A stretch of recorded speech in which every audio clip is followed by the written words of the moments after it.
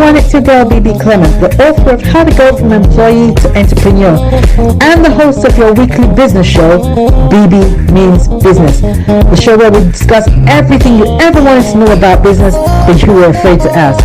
How do I start my business? How do I raise the finance? How do I grow my business? Where am I going to find my customers? Join me every Tuesday at 1:30 p.m. on Star Radio UK to get all the information and tips that you need to become a successful entrepreneur and become financially free. Remember, don't let life dictate to you. Rather, put your signature on life. Get ready for this. Good afternoon, ladies and gentlemen. It's your girl, Bebe Clement, the host of Bebe Means Business. I hope you guys had a really good Easter, because I did. It was very restful, and I'm really pleased that I had that. The entrepreneurs, as you well know, often don't get the opportunity to rest, but I definitely rested this Easter, although I still did a bit of work, but notwithstanding, wasn't as bad as usual. So welcome once again to the Bebe Means Business Show. For those of you who are joining us for the very first time, this is the show where you can get all the tips, advice, knowledge, and assistance that you need in order to do well in your business and to become financially free.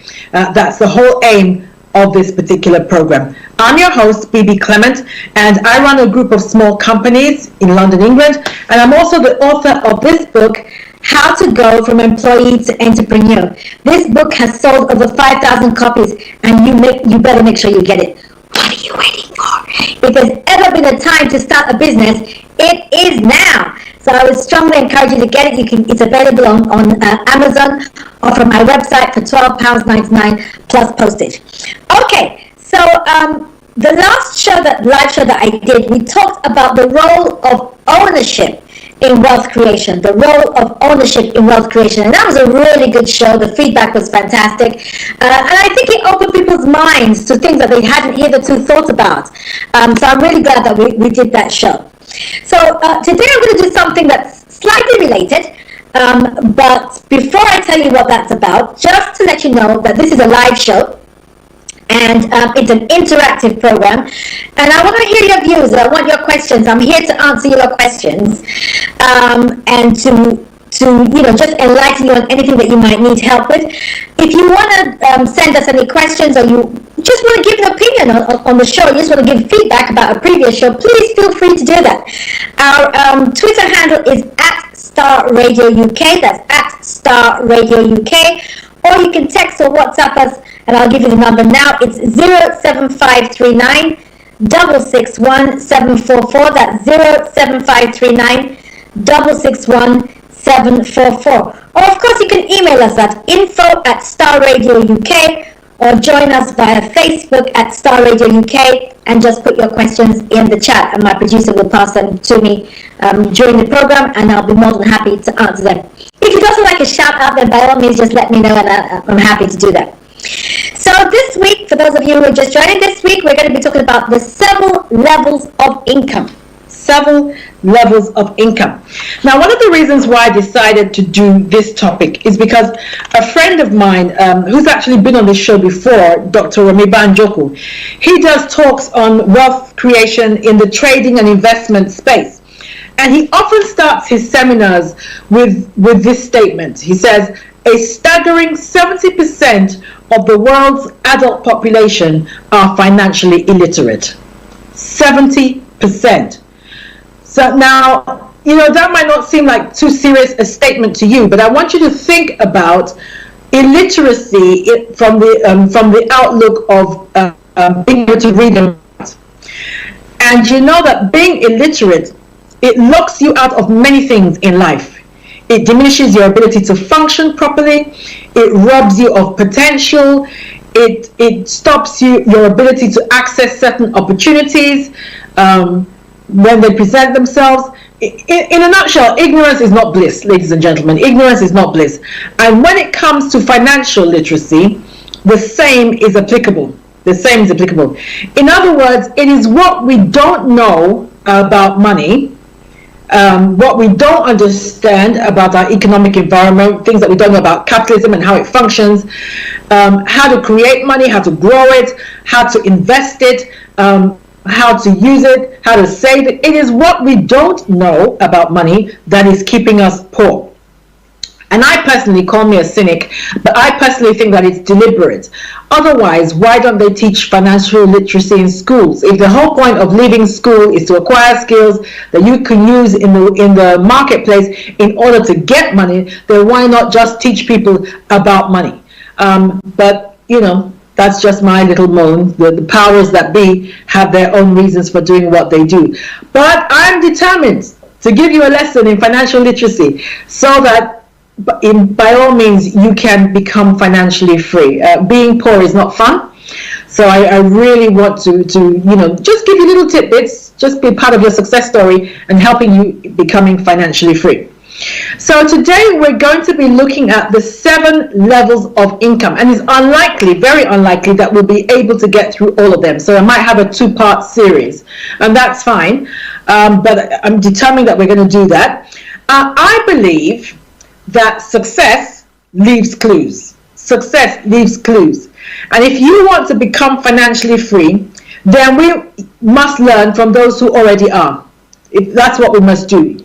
In any sphere of life that you want to be successful, just go and look for somebody who is already successful in the area that you want to be successful in and sit at their feet and learn from them. What is it that they did?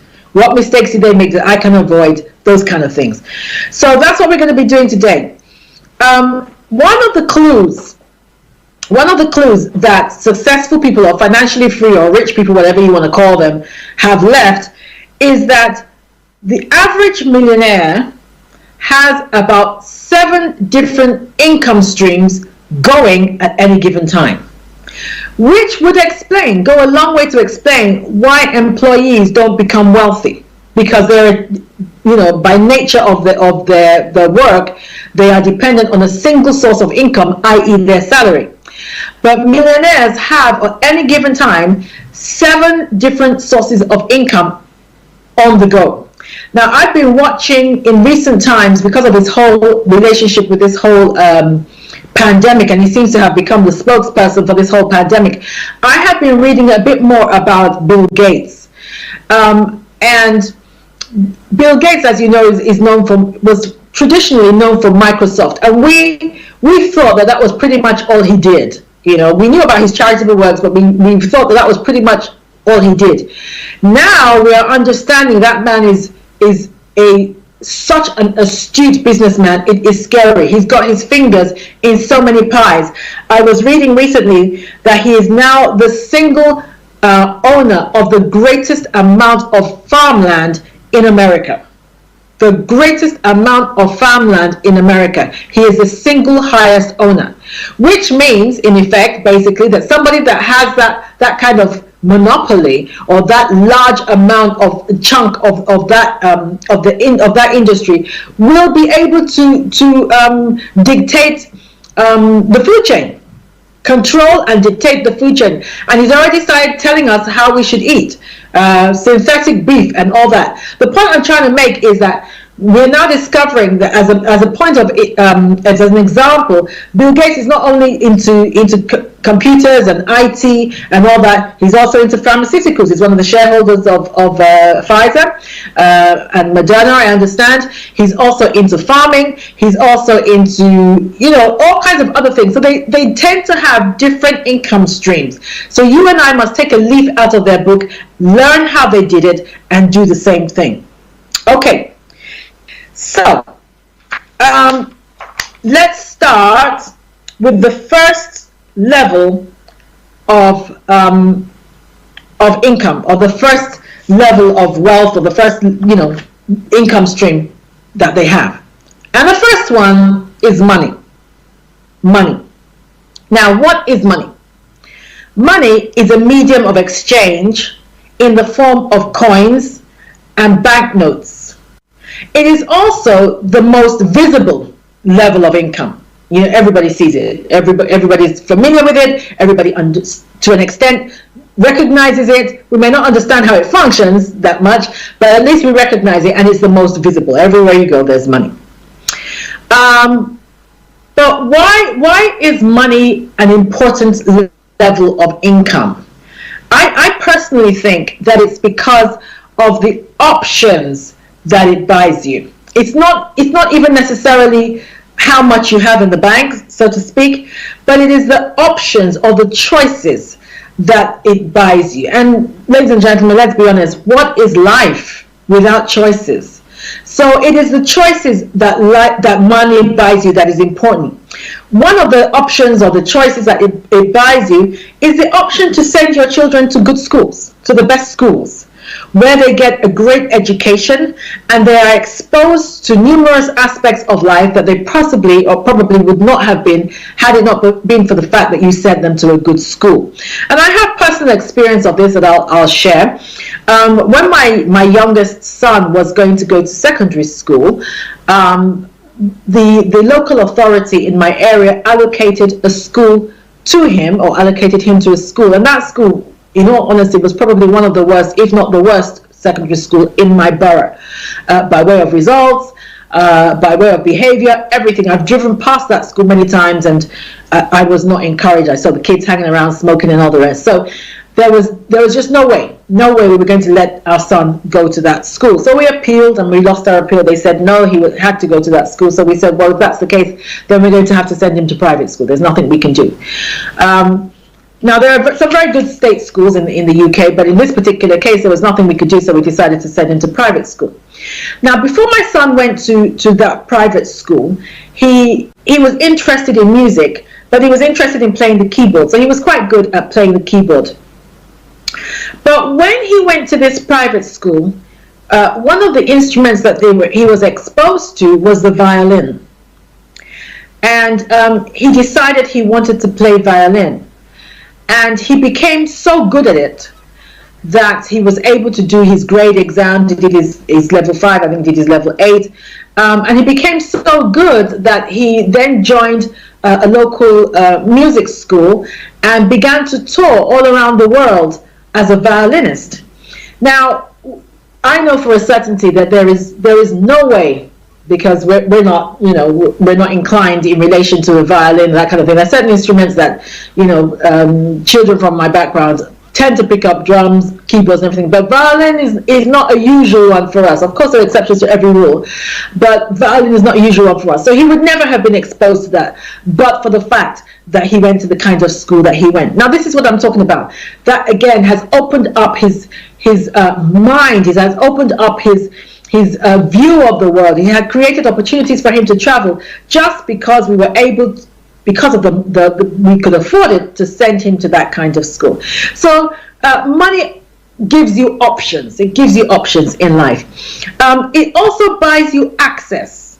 It buys you access. Access to what? By way of example, it buys you access to certain social clubs where you are on first name terms with people who are in corridors of power, people who have the ability to make decisions regarding your life and my life. Politicians, entertainers, masters of industry, those kind of people who influence our life.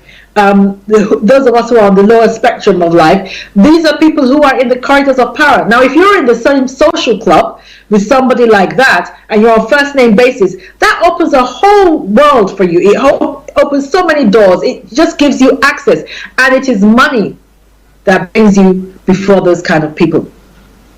Another thing that money does is it helps you get the best professional advice. Now, as an entrepreneur, this is so important. So important. The kind of team that you have behind you is so important.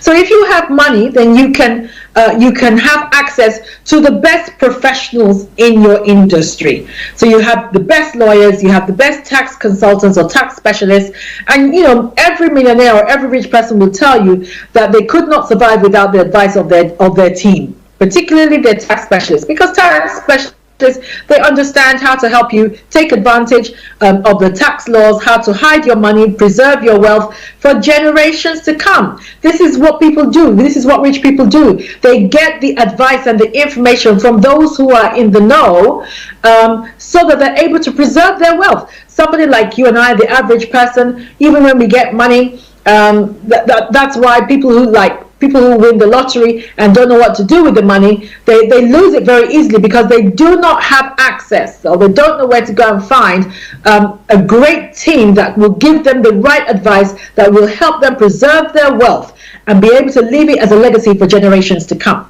So it is important that we have money. So that's the first level of income. But most importantly, I think it buys you time. It buys you time. And you'll often hear me say on this program that poor people exchange their time, which is their greatest resource in life. They exchange their time for money. Rich people exchange their money for time. Anything that can buy a rich person time, they are willing to pay for it. They don't care how much it costs. And that's what money buys you. Money buys you time. Time to recuperate after a sickness. Now, if you're an employee, it is most likely that your employer has a limited number of days that they're willing to tolerate you being ill, as if to say you're ill on purpose, but they're willing to tolerate you being ill before they start breathing down your neck.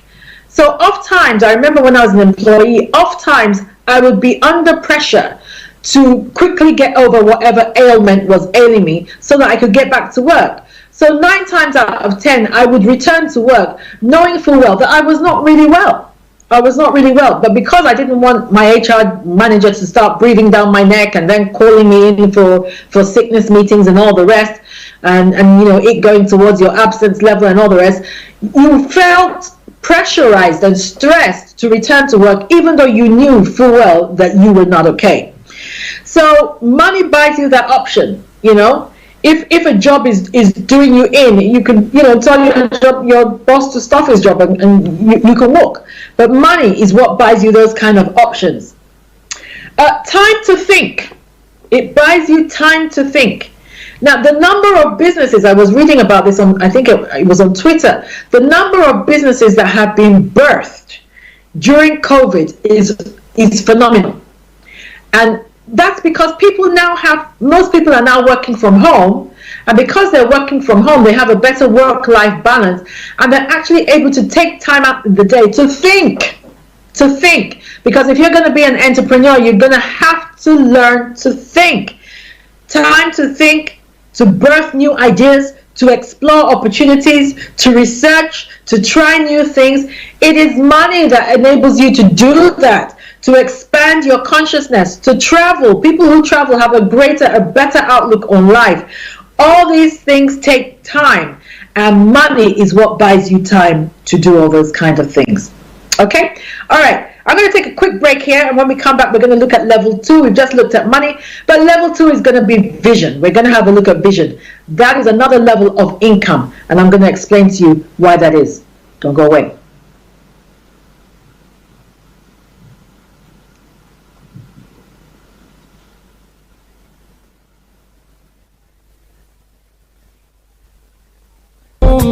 Hi everyone, it's your girl Bebe Clement, the author of How to Go From Employee to Entrepreneur and the host of your weekly business show, Bebe Means Business, the show where we discuss everything you ever wanted to know about business but you were afraid to ask. How do I start my business? How do I raise the finance? How do I grow my business? Where am I going to find my customers? Join me every Tuesday at 1:30 p.m. on Star Radio UK to get all the information and tips that you need to become a successful entrepreneur and become financially free. Remember, don't let life dictate to you. Rather, put your signature on life. Get ready for this. Okay, welcome back to the Bebe Means Business Show. And for those of you who are just joining us, why are you late? But I'm Bebe Clement, and I'm the host of Bebe Means Business. And I'm here every Tuesday, 1:30 p.m. In order to shed a little bit more light on how to be a successful entrepreneur, how to grow and create your wealth, and how to become financially free and leave a legacy. Bible tells us that we're to leave a legacy, not just for our children, but for our children's children. In other words, when it comes to building wealth, you need to start thinking generationally. It's not enough to just be thinking about you and how you can buy another car and have a bigger house. You need to start thinking generationally about creating wealth. Okay, so just before the break, I was speaking about the 7 different levels of income, and we were taking a clue out of what is it that millionaires do. Is it that millionaires have a better start in life? Is it that they are just smarter than us? Is it that they're better educated than us? No, on the contrary, when you meet them, oftentimes you will find that you are even better educated than they are. I remember the guy that mentored me when I was writing my first book, Richard McMahon. He asked me one day while he was talking. He said, "Baby, what's your educational status?" And I told him what I had. I said, "I have a degree in English. I have a degree in law, that kind of thing." He said, "Oh wow, that's impressive." I said, "What about you?" He said, "I had no idea what I was doing in school, so I didn't even bother.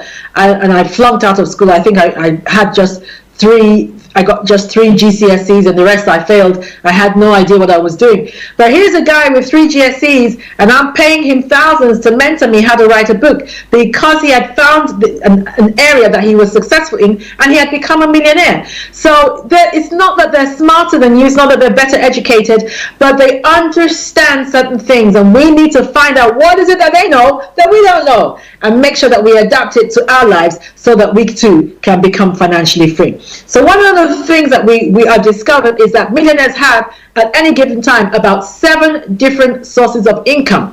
So the first one I spoke about before we went on the break was money. Money is one level of income. Let's have a look at another level. The next one is vision.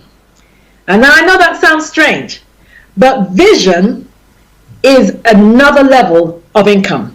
Now, vision consists of things like ideas, dreams, plans, goals. Now, they may not be tangible, they may not be concrete, but this does not make them any less real or denying of their existence. Now, I'm a Christian, as most of our viewers know, and when I read the creation story, it says that the earth was dark and void, and then God said, "Let there be light," and there was light. And I believe that man, you and I, have the same creative capacity. Things exist in different realms. There is more to life than what you see. Things exist in different realms, and ideas and plans and dreams, they exist in a different realm. And when you bring them, when you make them into a plan and you carry out that plan, you bring them into the here and now. You bring them into the physical realm, but it doesn't mean they didn't exist in a different realm. I'll give an example. When you think about an architect can take you to a vacant piece of land and walk you through the house. He will tell you the fireplace is over there. We are standing in the kitchen. The cooker is over there. This is where you're going to put the chimney, blah, blah, blah. And he's not just talking nonsense. He can see it. He can see it in his mind's eye. Why? Because it exists, but it exists in a different realm. When they start laying the foundation and putting bricks one on top of the other, he then brings it into the physical realm. But it existed. It already existed in his mind. It already existed in his imagination. It already existed in the non-physical realm. Some people call it the ether, whatever it is they want to call it. But it already existed. The fact that you couldn't see it with your physical eye does not deny its existence. So it is really important that you get a hold of dreams and ideas and plans and goals, and you bring them into this realm. I'm a strong believer that if you can see it, you can be it. The power of being able to visualize is so strong, so strong. And this is not some new age hocus pocus. It's not. But if you can see it in your mind's eye, you can be it. You can do it. You can make money from it. So Ideas are, of course, the most important. Listen, guys, Facebook that has made Mark Zuckerberg one of the richest men on earth was an idea. That's all it was. It was an idea. Uber is an idea. McDonald's is an idea. And you know what? When it comes to ideas are not even they don't just translate into physical objects that make you rich. The idea can be the process, it can be the procedure. So for instance, in the case of McDonald's, of course, burgers existed, hamburgers existed before McDonald's came along. And indeed, McDonald's itself as a company was already doing relatively well before the McDonald's brothers sold it to Roy Kroc. But Roy Kroc's intervention was what made McDonald's the multi-billion-dollar industry it is today. It was his intervention. And what did he do? It wasn't that he reinvented the burger, but what he did was he brought uniformity to the process. That was the idea that transformed McDonald's. So he brought to the process the idea that wherever you go to a McDonald's to eat a burger, whether you're eating it in London, or you're eating it in Paris, or you're eating it in Newcastle, or you're eating it wherever you're eating a McDonald's beef burger, that beef burger should taste the same. It should taste the same. Wherever you're buying a strawberry milkshake from McDonald's in the world, that milkshake should taste the same. It was the uniformity of process that Roy Kroc brought to McDonald's that metamorphosized it and blew it into the stratospheric kind of company that we know today. It was an idea. It was an idea. So here's my advice to you. If you want to do well in business, you must learn, first of all, to discipline and utilize your ideas and your thoughts. You must discipline your thoughts, begin to streamline your thoughts, and pay attention to your thoughts. Your ideas are like nuggets of gold hidden in dirt. That's what they're like nuggets of gold hidden in dirt. You may have to go through thousands and thousands before you get to a good one. So here's what I would advise you to do. I would encourage you to do. Get a small notebook. And every morning after your early morning meditation, those of you who do meditate or you pray or whatever it is that you do, begin to write down every business idea that comes to you, no matter how stupid or crazy or off the charts it may seem. Now, some of them will be silly, and that's fine, but some of them will be worth exploring, and some of them will be gems. Like I said, look at them like golden nuggets. So start writing them down. Start writing them down, because you never know which one is going to be the one that lays the golden goose. So start writing them down. And the ones that look not so crazy, start exploring. Look, if you know the number of people who have become millionaires based on what everybody told them was a crazy idea that would never work, you'll be amazed. Look at the Wright brothers. When the Wright brothers said that they believed that they could build a bird, a mechanical bird that would fly, people laughed them to scorn. It's history now. It's history now. Now they're talking about driverless cars, which maybe 20 years ago people would have laughed at. But now we expect to happen. So don't write the idea off just because you think somebody's going to laugh about it. Don't write it off as a result of that. Okay? Then as you go to work, for those of you who are still employed, as you go to work, walk around your workplace, looking at problems, and look for ideas as to how to solve those problems. Look at it from the client's perspective. It could be anything. Now, there's a particular young man I know in Nigeria, and if he's watching, I want to do a shout out to him. Toby, hi. He worked in a hotel, and he worked in a hotel kitchen in Nigeria, and he discovered that hotel kitchens are very, very slippery.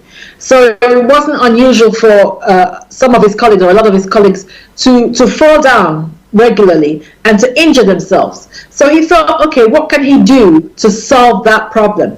And he thought, rubber shoes. So he began to buy rubber shoes and sell them his colleagues at work, and then he began to be known for that, and people began to order those shoes from him, rubber-soled shoes.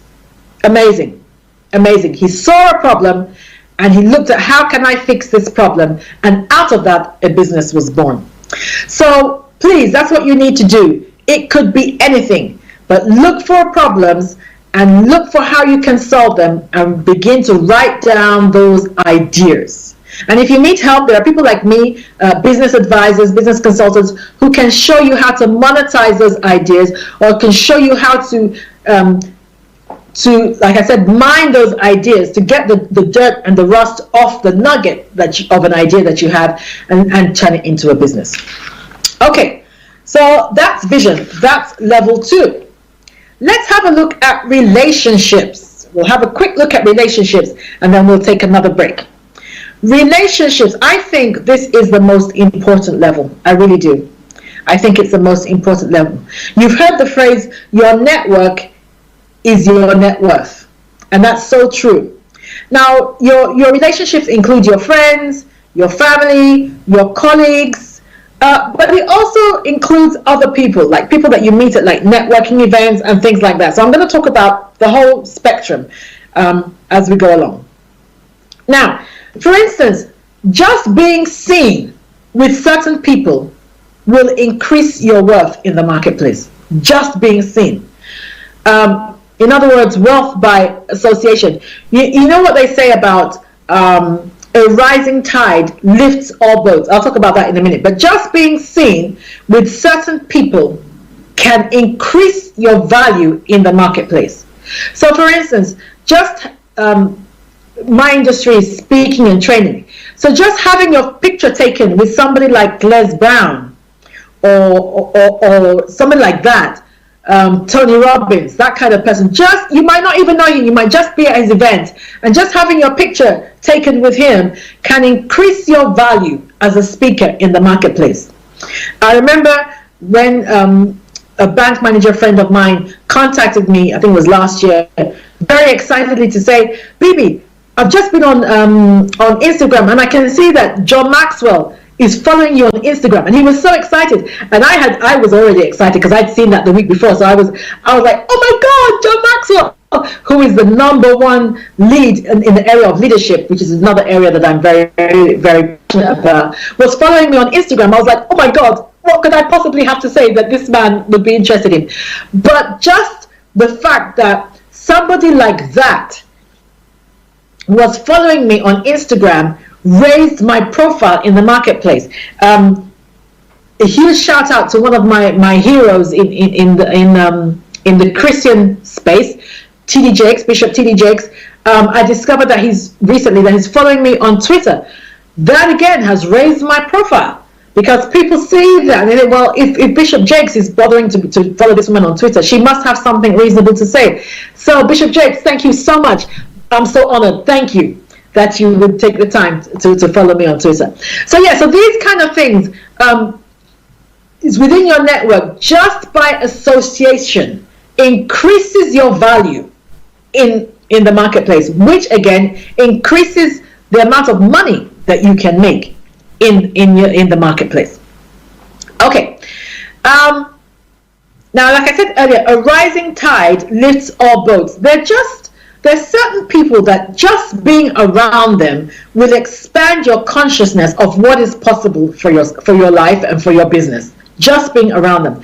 Now, for instance, this is why I harpen upon the importance of having mentors. You must have mentors, because they ignite you, they revive you, they strengthen you, they help you see what is possible.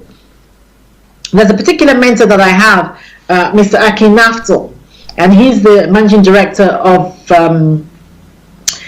Instinct, the Instinct Media Group. And whenever he comes to the UK, I can't wait to go and see him. I really can't wait to go and see him. And his poor wife, she's always so nice to me. She must think, my God, this woman, she's always stalking my husband. But it's because he's one of my mentors. And you know, just being in his presence for about 30 minutes, an hour, when we discuss ideas and we look at where I am in my business, and he gives me some tips, and he gives me some ideas as to how I can improve my systems, that kind of thing. That kind of information is invaluable to me. And just being in his presence for about an hour can, just makes my brain begin to tick. And by the time I go home, I always go to see him with a notebook and a pen. Whenever I go and see great men, I always do that. I always have a notebook and a pen, because you never know what they're going to say. Never know what they're going to say. Sometimes they say something unconsciously that can just do that for my brain and revolutionize my thinking.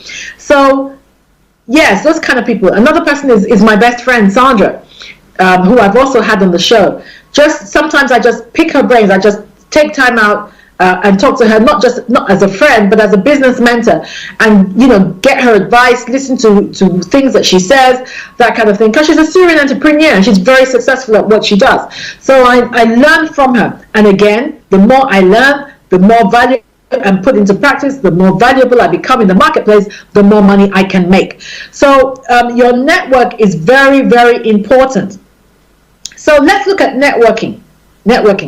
Now, you must network. You cannot sit in your house and think that you are going to make any money. You must get out there. And when I say get out there, I know that we're sheltering and all that because of COVID. But even though most people are pivoted now, and there's webinars and there's Clubhouse and there's Zoom meetings and everything else going on online, so that's not an excuse. You don't have to wait until they lift until we can go back to normal before you start networking. You must be networking. Even now, you must be networking. But the importance of networking events is that you never know who you're going to meet. You never know who you're going to meet. Now, again, I'm a Christian, so whenever I'm going to go to a networking event, I pray before I go, and I say, Lord, just lead me to the right people. Supernatural divine appointments. That's what I'm asking for. Supernatural divine appointments. And there's one particular time that will forever stick in my mind. There was one event I was going to, and it was off the beaten path for me. It's not something that I would normally go to. It was a government event, and I think it was with the Department of Industry and stuff like that. But it was not something that I would normally go to. But I was going to go. I'd been invited, so I was going to go. And I always go prepared. Because I'm a strong believer that fortune dances with those who are already on the dance floor. There's nothing worse than having an opportunity and you are not prepared. It's better to be prepared and not have an opportunity than have the opportunity arise and you are not prepared. So I always go to an event prepared. So I had my copies of my book. I had copies of my bag that I put my book in when I'm going to hand it to people, and it's branded. It's got my name all over it. It's got the name of the book all over it. And so I had all that ready, and I had some other products that I put in the bag that I was going to give to people that I met that I thought could be strategic in my journey, and just give it to them as a gift. Now, when I went to this event, I didn't know anyone, which was very unusual for me. There's hardly a time I go to an event that I don't know anybody. But this particular event, I didn't know anyone. So during the lunchtime, I was standing on my own, and all of a sudden, this guy walked past me, and then got to the end of the room, did a turnaround, and then walked towards me and introduced himself. So I'm like, okay, Lord, I've prayed, so I'm believing that this is a strategic alliance, a potential strategic alliance. So we introduced each other, and we introduced ourselves to each other, and we chatted and everything like that.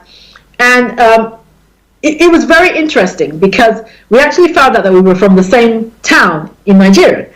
So we chatted about that, we bonded over that and everything, and then he went and I went my separate way. Then when we reconvened for the afternoon session of the presentation, the seminar, when I went into the room, there was nowhere for me to sit, really. The room that I had been, we changed rooms, so this particular room that already had people there, but the guy that I had spoken to earlier, there just happened to be a vacant seat beside him. So since I knew I'd now spoken to him, so I said to him, do you mind if I sit down? He said, no, by all means. So I sat down and we began to chat a bit more. And at the end of our chat, I then handed him my bag. I signed one of my books, and I handed him my bag, gave him a bag with some goodies inside it, gave him my business card, and left. The next day, I got a phone call from him to say, "Oh, thank you very much. It was nice meeting you, blah, blah. I've actually started reading your book." I didn't know who this guy was. I later found out that he was the head of communication for a very, very important organization in the UK. I didn't know that. And then we kind of stayed in touch, for a little while. And every so often we give each other a shout out. When he wanted to do some business in Nigeria, he called me. And then because he had access to entrepreneurs, he then hired me. It took 2 years for him to contact me to hire me to come and speak to his people, but he had an amazing network. And he hired me to come and speak to that network. And then he kind of left me. Once he'd done the introductions, he kind of left me. And I have spoken to that network twice in the last 6 months and made a lot of money from it. So again, your network determines your net worth. It is really important that you have the right network and you take advantage of it. Another area another level of relationships, because that's what we're speaking about. We're speaking about relationships as a level of income. Another level of relationships that is very underutilized, particularly for my people, Black Sub-Saharans, is the mastermind group. Now, a mastermind group is a group of entrepreneurs that meet up regularly just to brainstorm. The idea is different from networking. They're not meeting up to make money per se, but they're meeting up to brainstorm, to help you work strategically in your business so that you work on your business rather than in your business. And some of the things they do is they birth new ideas. They help you revisit old ideas. They give you advice. They lend of their knowledge. They lend of their expertise. They give you access to their contacts and their network. It is really important that you join a mastermind group. Now, I started one last year. It has become so popular that I'm about to start the third one. So if you want some information about that, then by all means, then drop me a line at bb@bbclement.com and I'll give you some more information about that. But I run them in cycles of 6 weeks. They last for 6 weeks, and they cost £75. £75 for the 6 weeks. If you would like more information about that. But I can't even begin to tell you the advantages of being in a mastermind group. It is priceless. It is priceless. If I wasn't running one myself, I don't care how much it would cost, I would join, because they are priceless by way of advantage and what you get, how you are able to take advantage of the people that you come across. Okay, so that's that. Another level of relationships is collaborations and referrals, and you would have heard me speak about that many times on this program. I'll quickly talk about that, and then I think I'm going to end it there. Now, collaborations is really, what do I have that can benefit you? What do you have that can benefit me, that we can both use to grow our business, to make more money, to advance ourselves? That's really what it is. Now, for instance, I'll give an example of a very simple collaboration. There's a lady I know who coaches women. She coaches women on how to start a business. So she does, I think it's about 12 weeks, a 12-week session with them on how to start a business successfully. So she coaches them, she mentors them, she holds their hand for 12 weeks and all that. She contacted me a few weeks ago. She said, "Bebe, listen, there's an area that I want my mentees to be exposed to. I know you are in a better position to do that, so I'd like you to speak on my platform, under my umbrella. I'd like you to do that."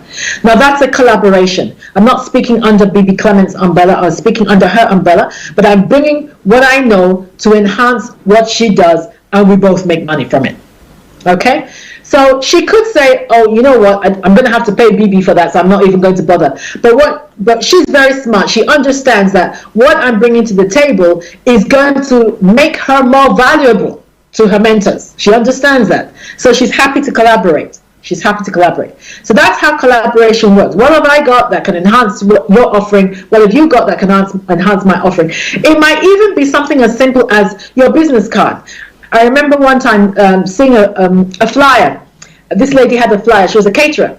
And she had a flyer, and on that flyer were her details and all that she was offering. On the other side of the same flyer was the details of a lady who makes cakes.